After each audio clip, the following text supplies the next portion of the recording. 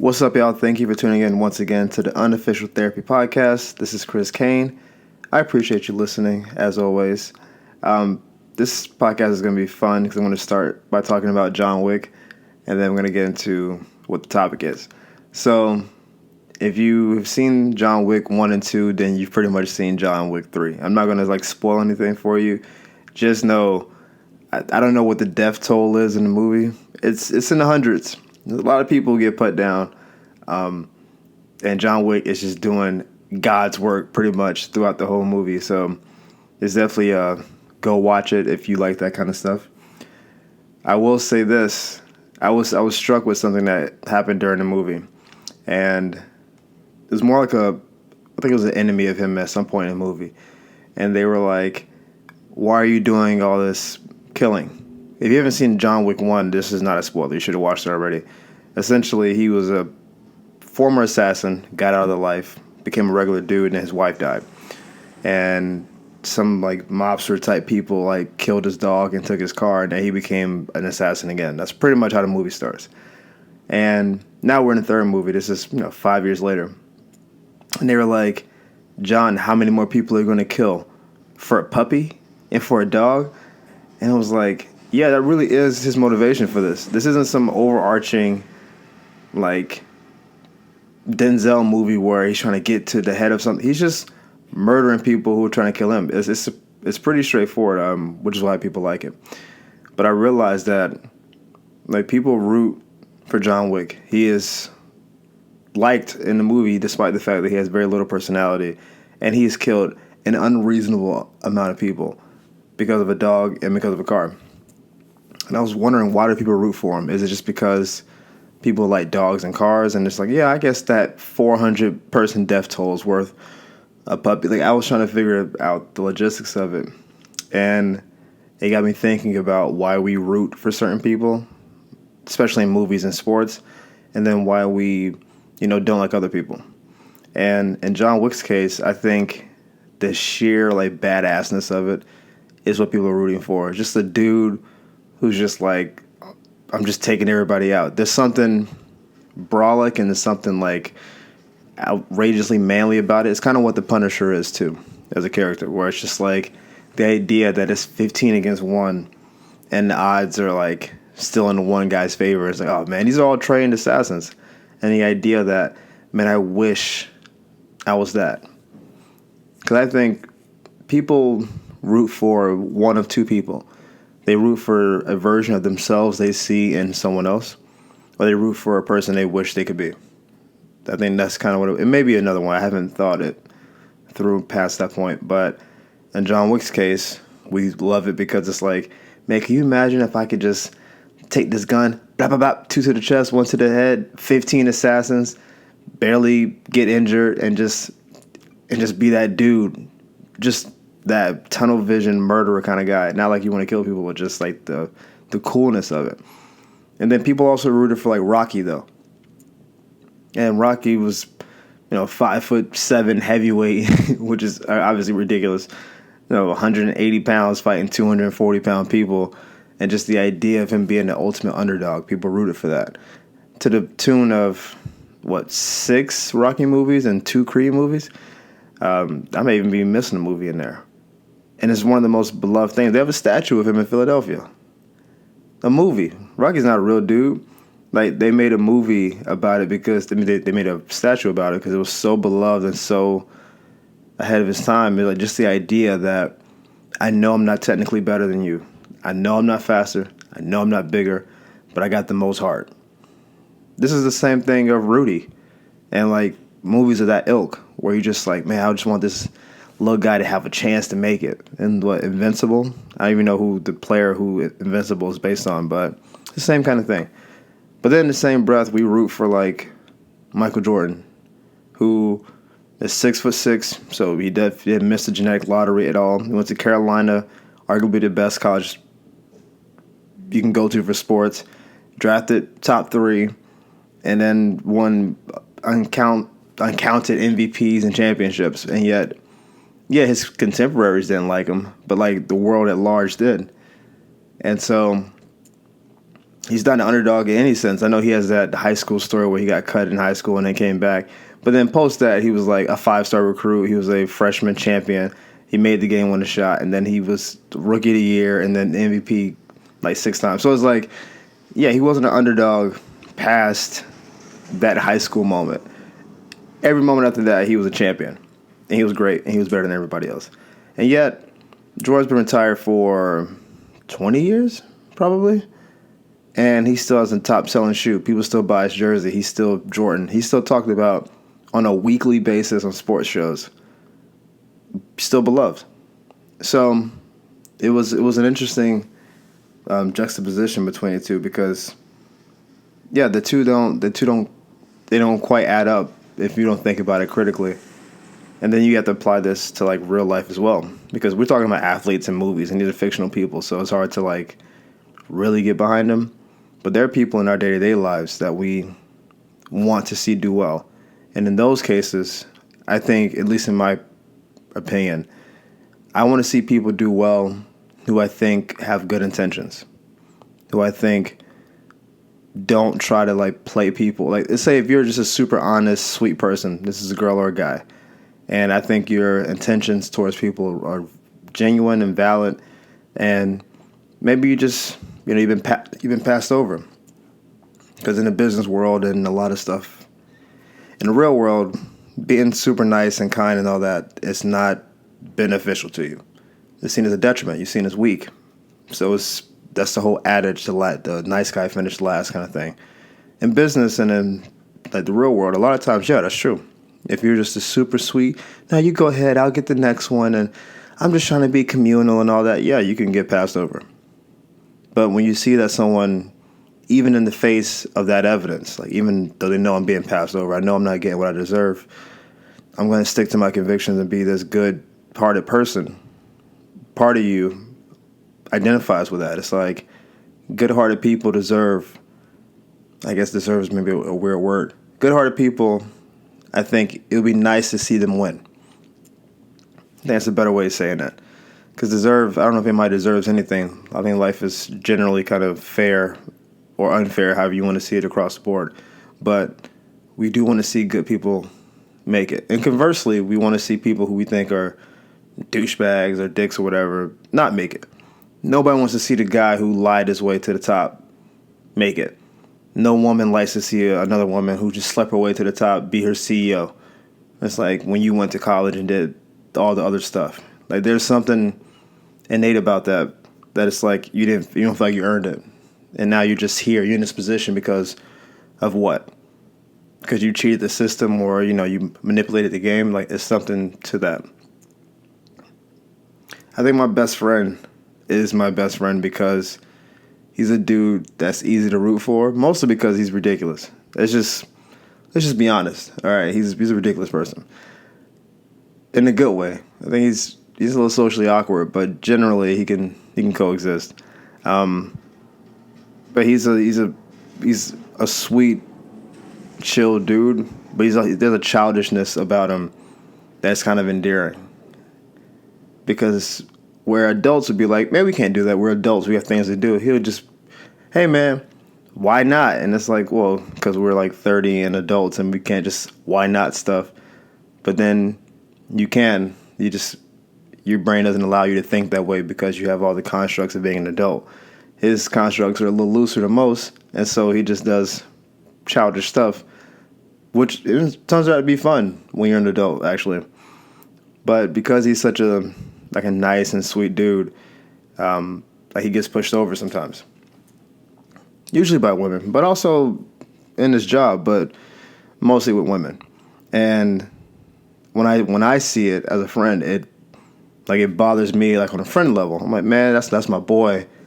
I don't want to see my boy go through this. So I'm like, that protective friend thing.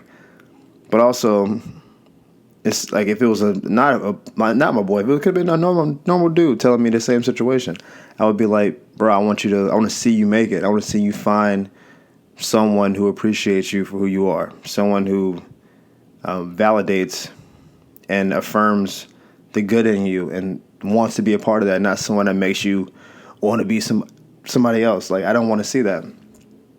So that's a big part of, I think, the inception of our friendship was kind of like that. Where I saw him and I was like, oh, he's just like a goofball. He's just a big dude. I want to see him do some cool stuff. And I think that's why he's friends with me, because I'm kind of opposing on that side. I'm not really a pushover, and I don't get played as often. Although, like everybody, we all play the fool. We all get, you guys heard the last podcast. Sometimes you get knocked off your square. You gotta reset. So I'm not infallible. I catch it too. But generally, we're on the opposite sides of this.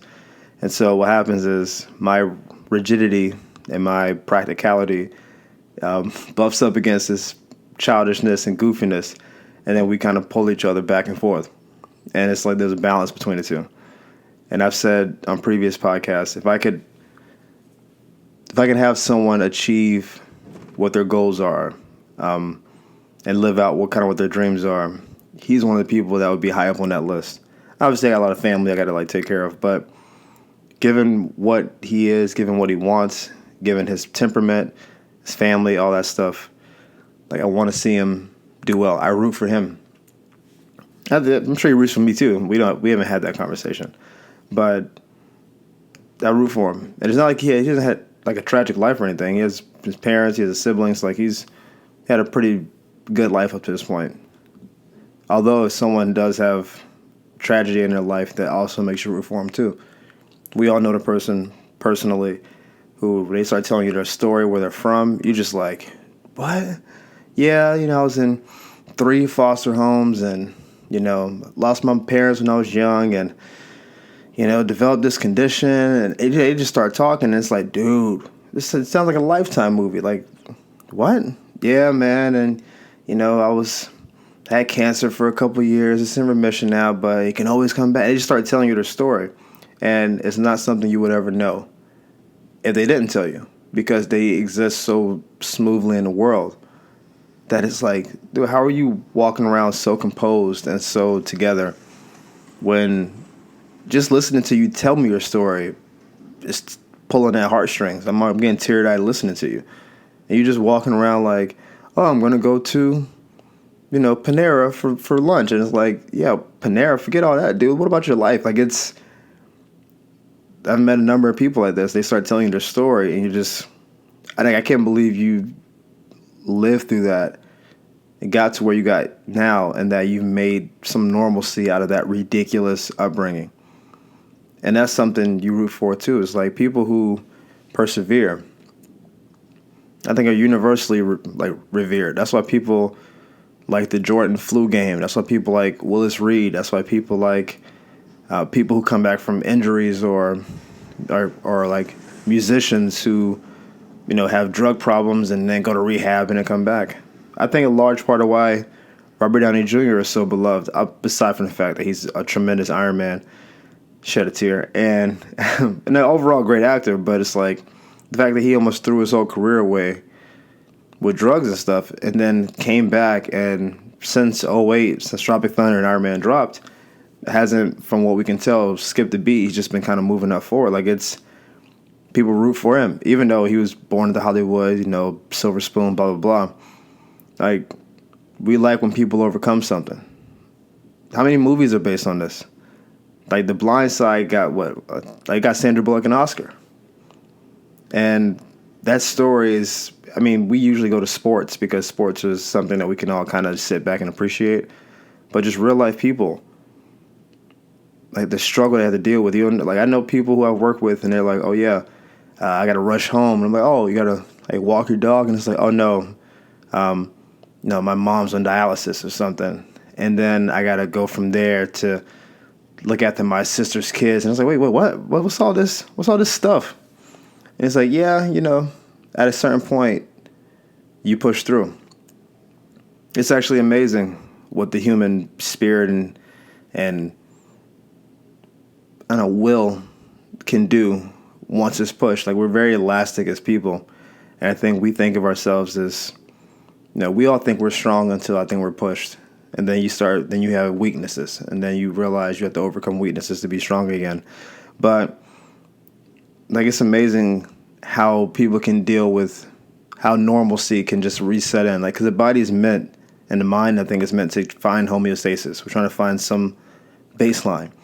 And so when crazy stuff happens, it knocks you around. Like, you're like, oh, man, like my schedule, my sleep, my food, all that stuff is all over the place. And then at a certain point, you kind of find a rhythm. You just adapt, and then you just kind of keep going. And then before you know it, you don't see your situation as what it was. And it's like, yeah, it's just rough, but I mean, if I wasn't here, the whole system would fall apart. So really, as rough as it is, I'm happy to be at the center of it because I can keep everything else afloat. You can almost repackage it where it's like, this isn't even a tragedy. This is really just me, cutting my teeth and becoming a better version of myself because of what I'm going through to get to somewhere else. It's a really amazing thing. I didn't realize in my own life, where I had gone until I started telling people. Because people occasionally want to ask you, where you're from, parents, blah, blah, blah. And you start talking, and just the way they react to it, you realize, man, you did what? And you just sit back and say, oh, yeah, that's old news, though. Like you don't know your accomplishments. You don't know what you've been through in the moment. It's only like in retrospect, you look back and say, oh, yeah, I guess that was rough, not eating. But then your body you just treat it like you're fasting, and you just kind of keep going, right? You can just kind of repackage it and keep moving forward. And as a result, people respect you more, and then they kind of root for you. I think, aside from being tremendously blessed, which I know I am, and I've said many times, like, oh, I don't deserve the love people give me and all that stuff. I'm saying, like, it's not reciprocal, meaning I didn't give it to receive it. Maybe, like, we can reverse engineer it where I get it first and then I give it back later, but I didn't give it first, but I got it. In a lot of cases, people gave me time, attention, they gave me love without me really having to do anything but being myself. And I think one of my clients told me recently, I had a couple coworkers come up to me during one of our sessions, come up to us because my client is dope, and they were just like, talking, interrupting really, but it's fine. And he left. When they left, he was like, I see why people like gravitate towards us. I'm like, no, they're not talking to me. They're talking to you, dude. You're like big time guy. He's like, yeah, but I've been a member before we trained and they didn't talk to me. Like there's something that people like about you, and that's why they feel comfortable coming up to me and you, because they didn't talk to you individually like that or me individually, but we came together and all of a sudden it's like boom. And I think 'cause he's only known me for a couple months, I think he's picking up on something that I didn't know I was giving off. But I think he essentially said, I see why people mess with you. And all I do is try to be, authentic in whatever way you can be in LA and all that stuff. But I try to be honest with my people, my clients and my coworkers with how I feel, and just try to live out what that is. And I'm ridiculous in a lot of ways. I'm goofy a lot, randomly philosophical when no one asks for it, really. But at the end of the day, people, I think they see some genuine thing about me. I'm an underdog, I guess, in some ways, but in a lot of ways, like I'm not. I don't have any crazy physical maladies. Like I look good enough to like do what I want to do. I'm not a model, but I'm not a bum dude. Like I'm in good shape. It's just like my mind's in good standing, I guess. So like in a lot of ways, like no, I'm like most people. And then other ways it's like, okay, cool. I see why people would. But ultimately, I think that's a position I don't mind having. I've mentioned before, I don't like the idea of being like elevated to a level where you can fall and disappoint people. I think that's a weird place to be, where people like let's take a small example. Let's say Tom Hanks is revered. Tom Hanks is Hollywood, gold. His movies sell. He's tremendous. As far as I know, I haven't heard any missteps with like women or Me Too stuff. Like, Tom Hanks has been Teflon for almost 30 years. So people have built him up to be the all-American Tom Hanks dude. I never heard Tom Hanks build himself up, but they have. So if something happened and he fell off, then that would be really devastating to a lot of people. But if like Nick Nolte did something, they'll be like, yeah, I can see that. I can see that. He is what he is. So I don't mind being like celebrated, I guess, going forward. Like people say, we like his work, we like his personality and all that stuff. I don't want to be a martyr for anything or like elevated to the level where people can say, man, I thought he was this guy and he disappointed me. He's this dude. But if I'm someone people root for, then to me that's actually a little bit. It's not as much pressure, but I think the love is the same. Because when you revere somebody, like you're like making them almost like a deity, you're putting a lot of devotion to it. But when you root for somebody, you're just giving them a lot of love, but you're not necessarily devoted to them. And I think I want the love without the devotion because that's weird. And because we're fallible people, it's inevitable I'm going to misstep at some point, and I don't want to have people like build me up and then I let them down. So this is just something I was thinking about, that being rooted for. I don't know if this applies to you guys, if it's something you can think back on. I'm sure the part of us knowing people who've been through a lot, that part is relatable, but the rest of it was this was just on my mind, and I just saw John Wick, and I was just like, what? And so it got me on this topic. But as always, thank you for listening. Tell your friends, family, all that good stuff. And I appreciate the support. And I will see you guys next time. Deuces.